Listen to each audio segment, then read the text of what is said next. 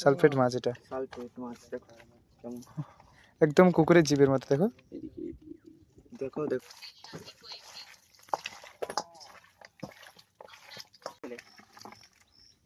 এই হচ্ছে মাছ দেখো, পড়েছে। একবার জাল ফেলে এতগুলো মাছ পড়েছে।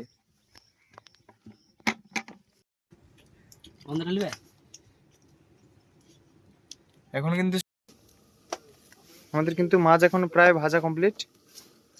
এটা এটা কি মাছ? এটা tuna fish. Tuna fish? Tuna fish. তাহলে এটা কি ফিশ? টুনা ফিশের কাঁটা গায়ে। দেখো দেখো দেখো এটা কি মাছ তাহলে?